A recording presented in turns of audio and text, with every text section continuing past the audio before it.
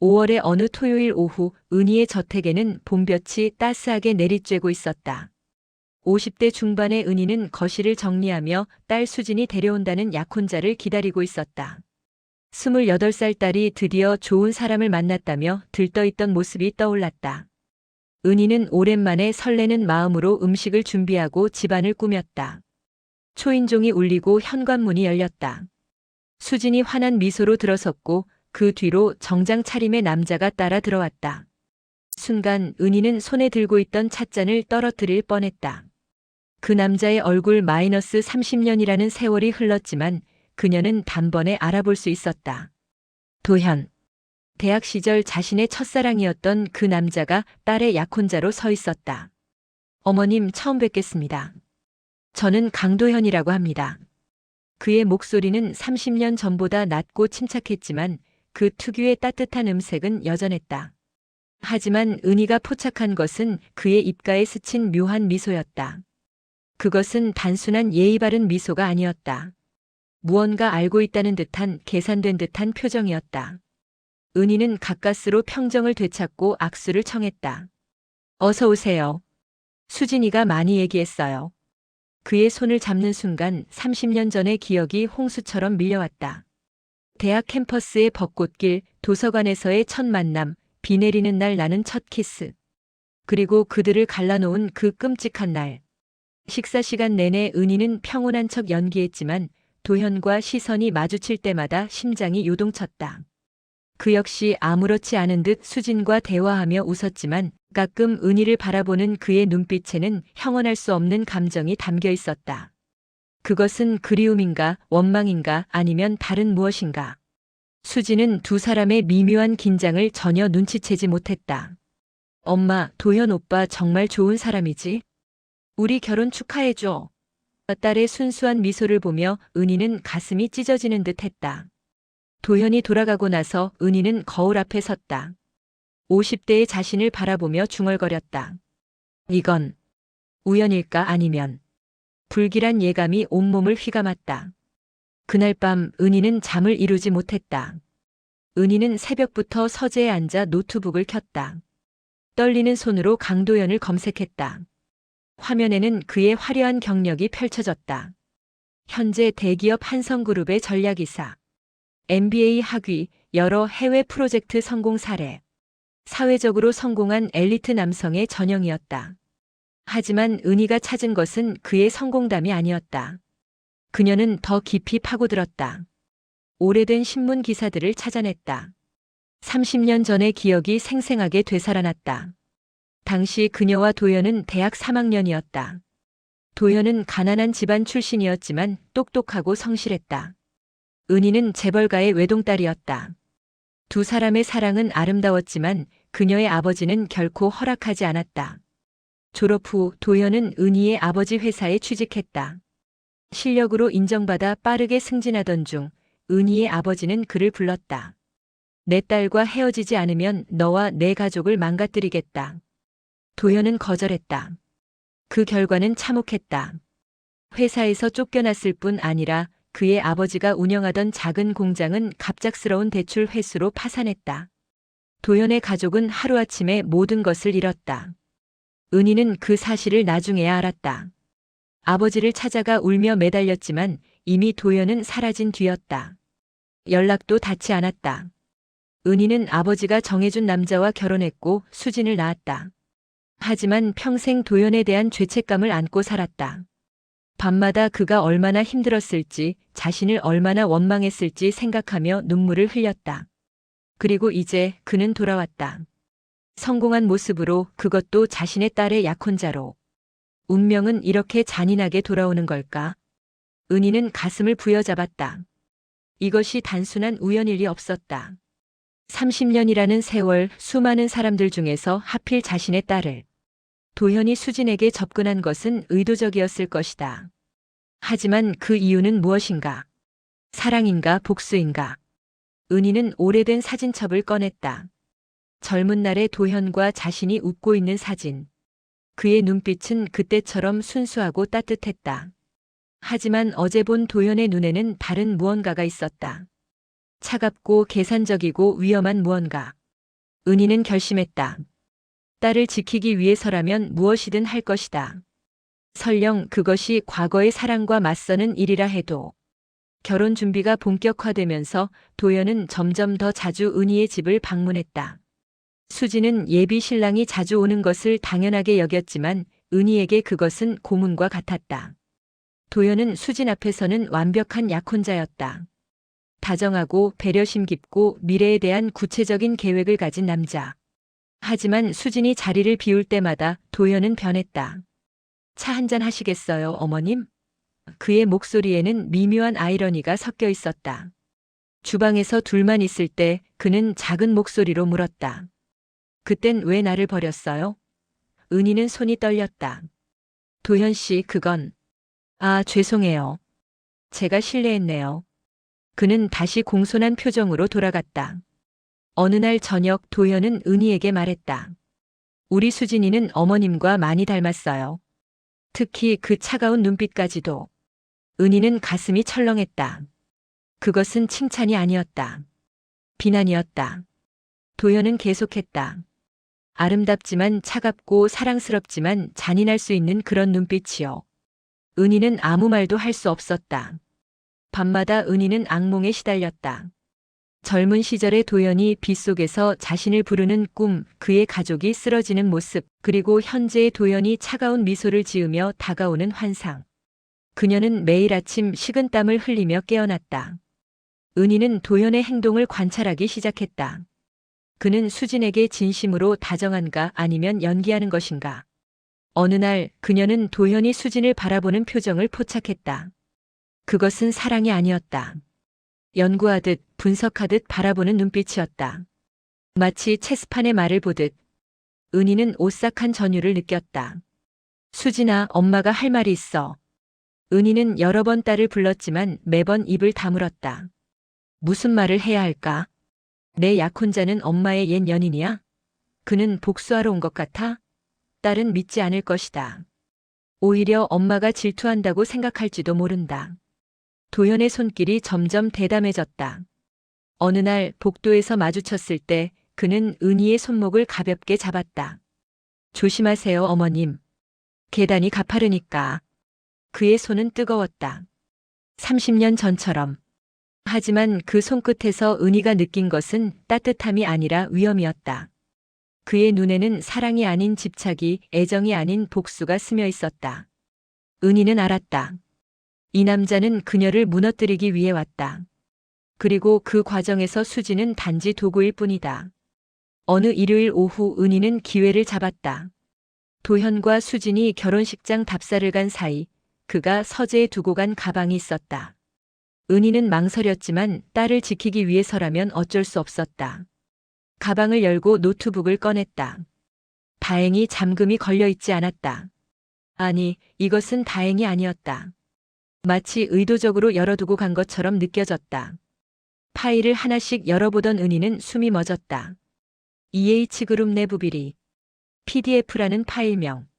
EH는 EUN-히 자신의 이름 이니셜이었다. 파일을 열자 충격적인 내용이 펼쳐졌다. 남편 회사의 비자금 조성, 불법 로비, 탈세 내역. 모든 증거가 날짜별, 계좌별로 정리되어 있었다.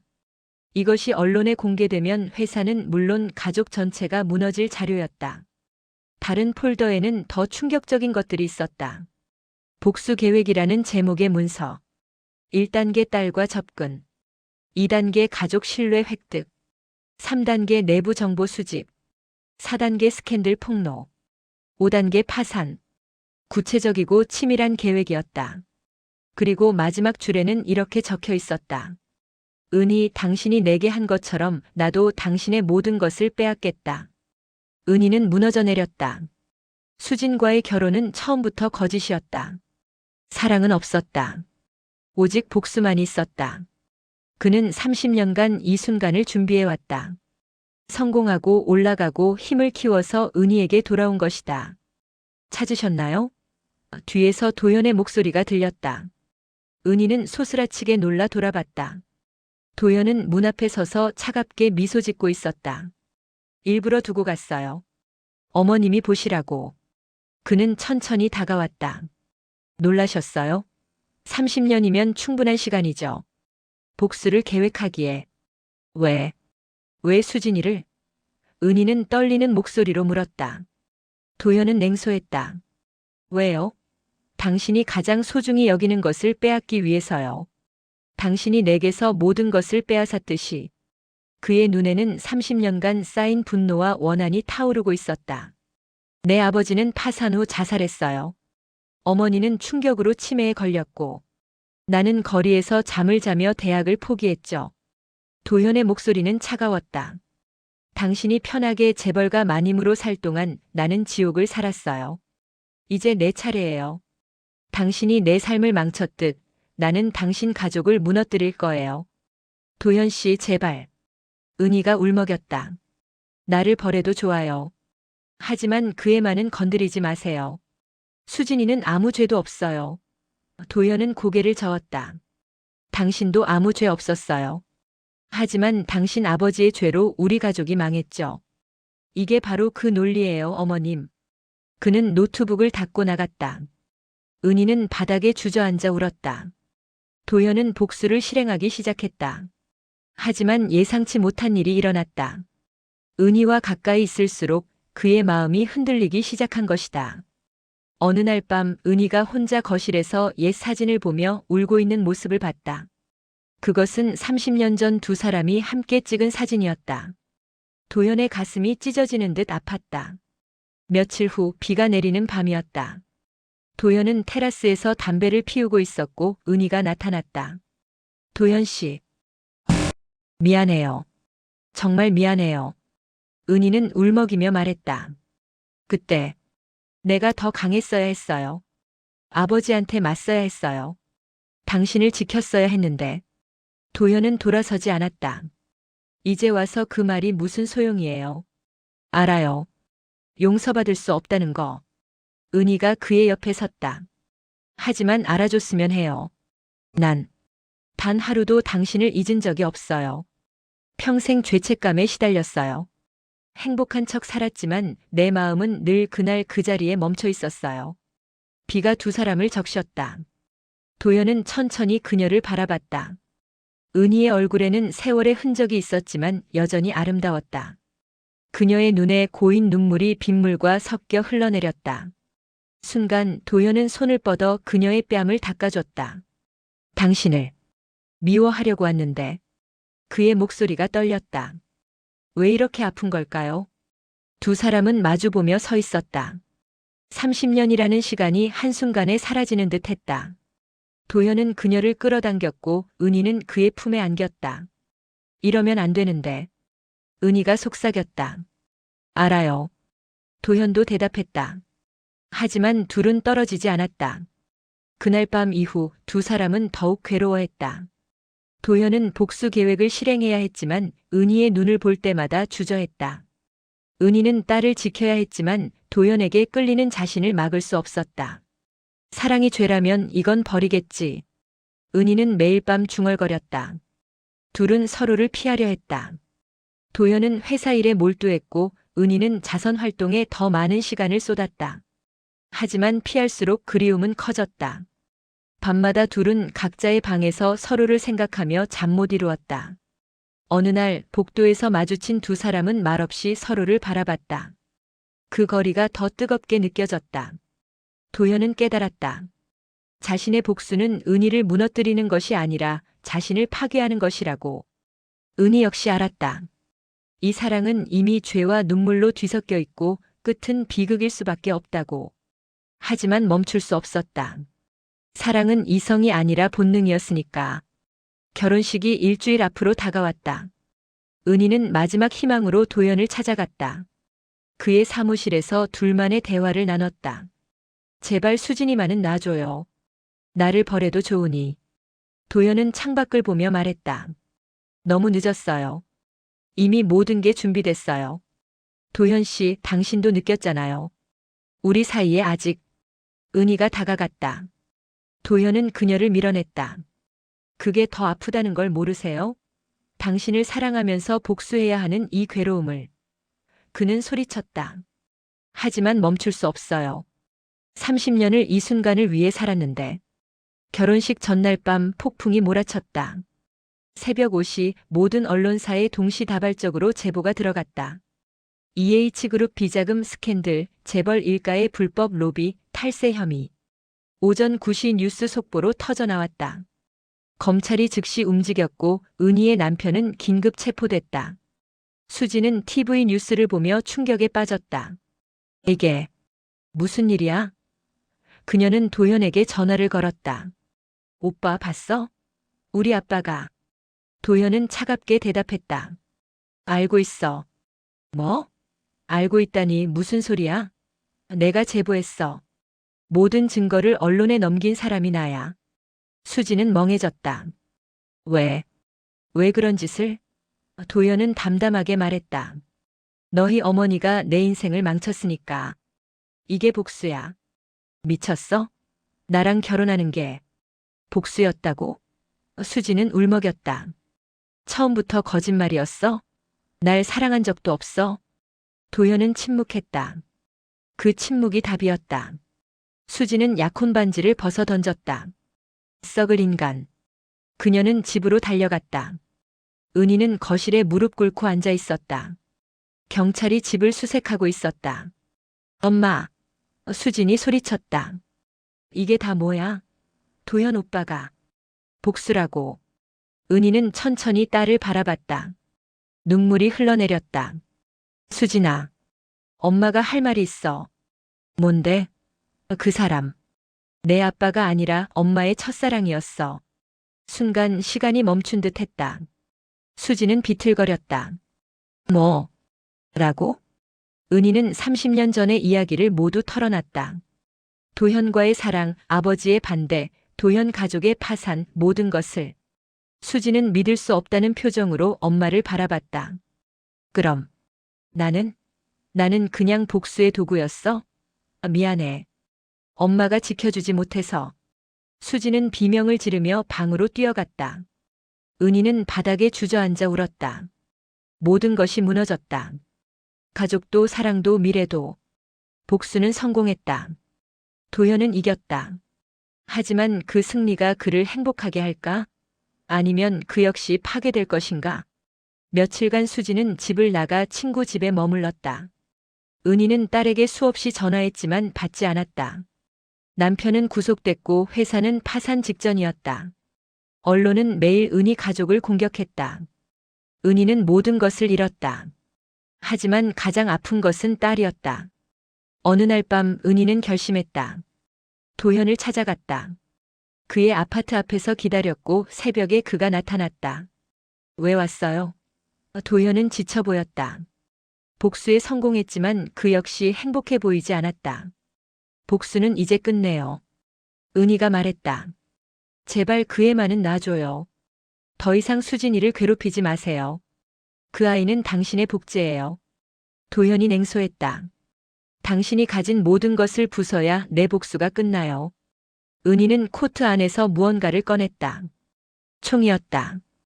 도현은 놀라지 않았다. 쏠 거예요? 그래야만 끝날 것 같아서. 은희의 손이 떨렸다. 당신을 사랑했어요.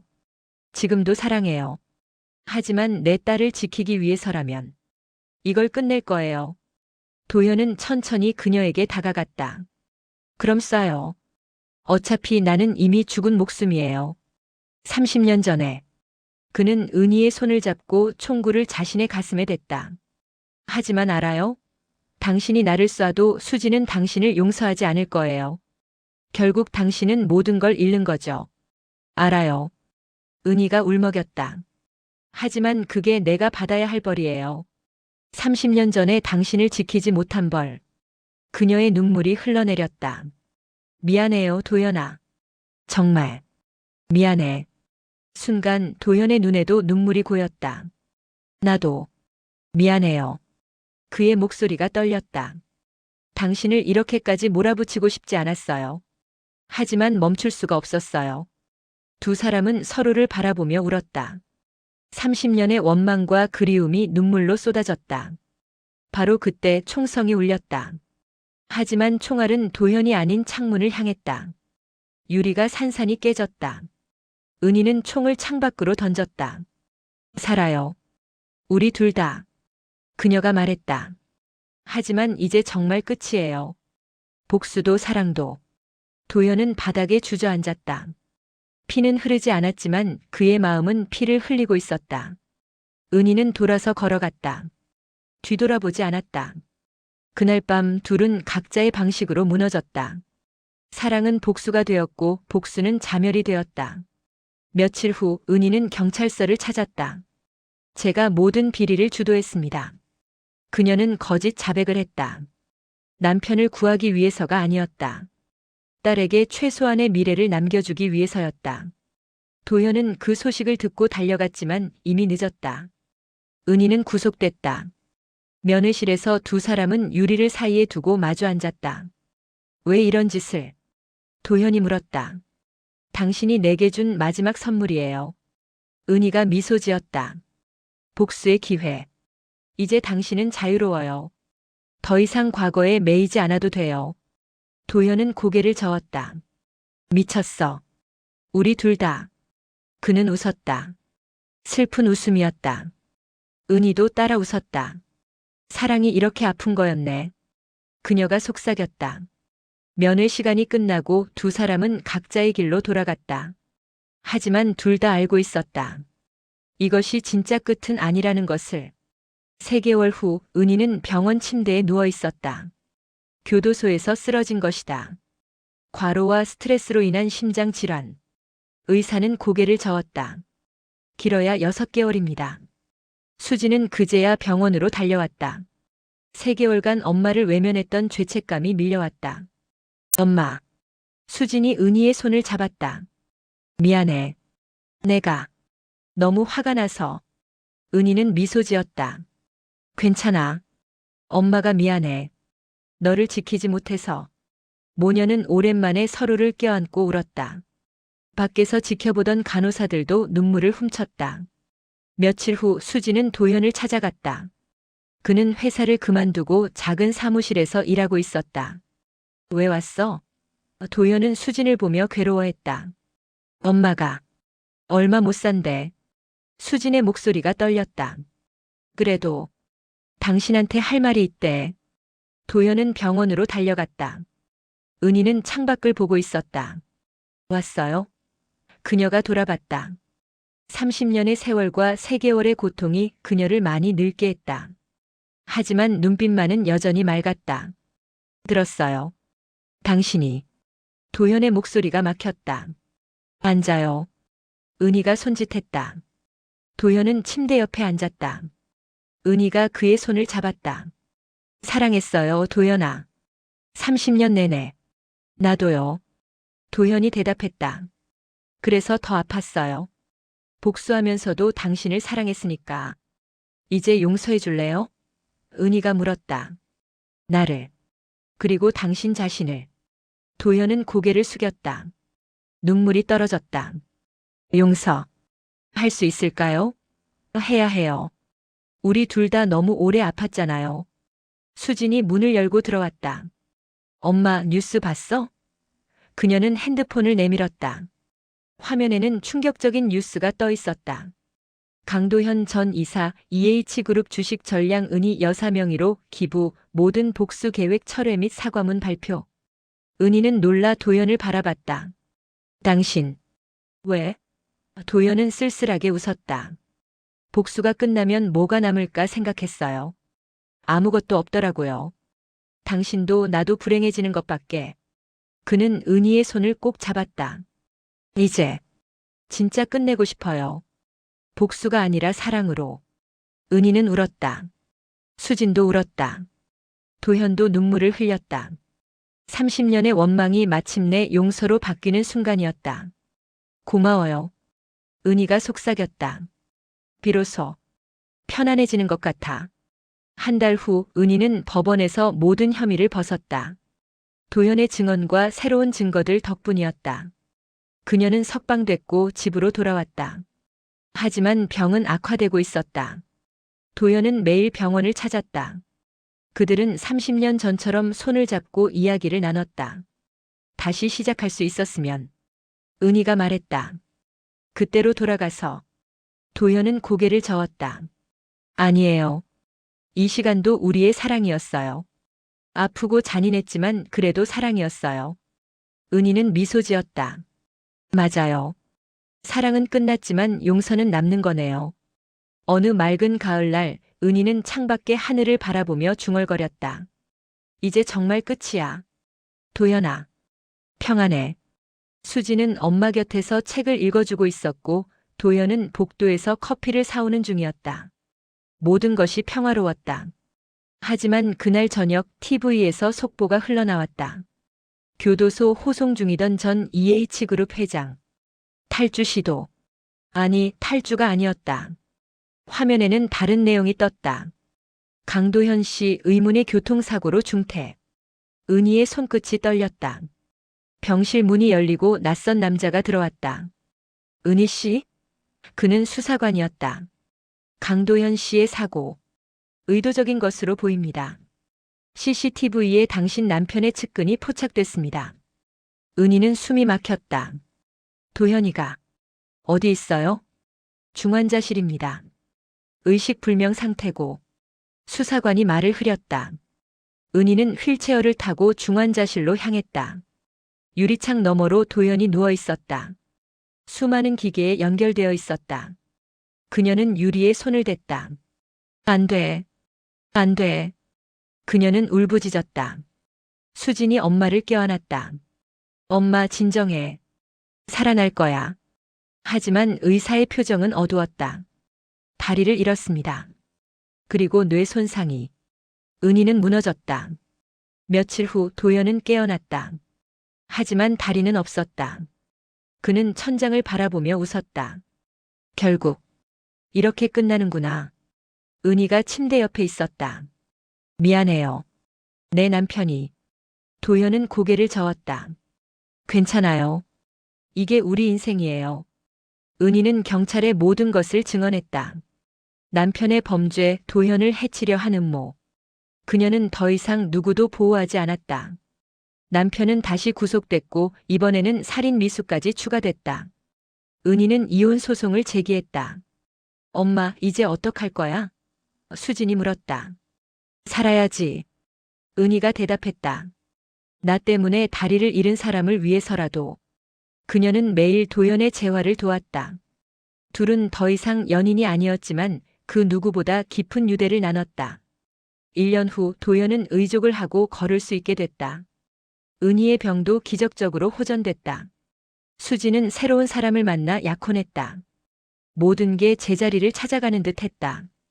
어느 날 도현과 은희는 30년 전 처음 만났던 대학 캠퍼스를 찾았다.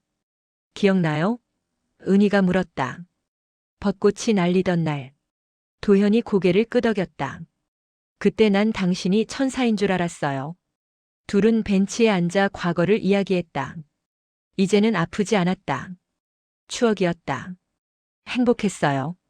도현이 말했다. 아팠지만 당신을 사랑한 시간들. 은희도 고개를 끄덕였다.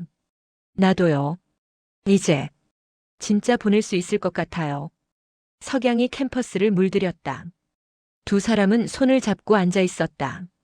더 이상 사랑은 아니었지만 깊은 애정이었다. 잘 살아요. 도현이 말했다. 행복하게. 은희가 미소 지었다. 당신도요. 그들은 일어나 각자의 길로 걸어갔다. 뒤돌아보지 않았다. 사랑은 끝났지만 용서는 남았다. 그것으로 충분했다. 하지만 그날 밤 은희는 TV 뉴스를 보다 얼어붙었다. 교도소 이송 중이던 전 EH그룹 회장 탈주 성공. 현재 행방 추적 중. 그녀의 전 남편이었다. 화면에는 그의 차갑고 광기 어린 눈빛이 클로즈업됐다. 은희의 핸드폰이 울렸다. 알 수 없는 번호였다. 여보세요? 은희. 전 남편의 목소리였다. 당신이 날 망쳤어. 이제 내 차례야. 전화가 끊겼다. 은희의 손끝이 떨렸다. 창문 너머 비가 내리기 시작했다. 번개가 번쩍였다. 그녀는 도현에게 전화를 걸었다. 도현 씨. 그 사람이 탈주했어요. 도현의 목소리도 긴장돼 있었다. 알아요. 지금 당신 집으로 가고 있어요. 은희는 창밖을 바라봤다. 빗속에 누군가의 그림자가 보이는 듯 했다. 그녀의 눈빛에는 다시 오래된 불꽃이 깜빡였다. 두려움이 아니었다. 결연함이었다. 그럼 아직 끝난 게 아니네. 그녀는 중얼거렸다. 서랍에서 무언가를 꺼냈다. 그것은 30년 전 도현이 선물한 목걸이였다. 그녀는 그것을 목에 걸었다. 이번에는 내가 지킬 거야. 모든 걸. 현관문이 흔들렸다. 누군가 밖에 있었다. 은희는 숨을 깊이 들이마셨다. 비는 더 세차게 내렸다. 번개가 하늘을 갈랐다. 그리고 문이 천천히 열렸다. 은희는 문을 바라보며 섰다. 그녀의 뒤로 도현이 휠체어를 타고 도착했다. 둘은 나란히 섰다. 30년의 사랑과 복수, 용서와 증오가 뒤엉킨 그들의 이야기는 이제 마지막 장을 맞이하려 하고 있었다. 문이 활짝 열렸다. 들어온 사람은 수진이었다. 엄마, 뉴스 봤어? 그녀는 급하게 말했다. 경찰이 아빠를 잡았대. 공항에서. 은희와 도연은 안도의 한숨을 쉬었다. 하지만 그들은 알고 있었다. 진짜 끝은 아직 오지 않았다는 것을. 왜냐하면 사랑과 복수의 이야기는 결코 깔끔하게 끝나지 않으니까. 그것은 계속되고 변화하고 때로는 되돌아온다. 은희와 도연의 이야기도 그랬다. 끝인 듯 끝이 아닌 영원히 그들의 가슴에 남을 이야기. 그것이 바로 사랑이었다.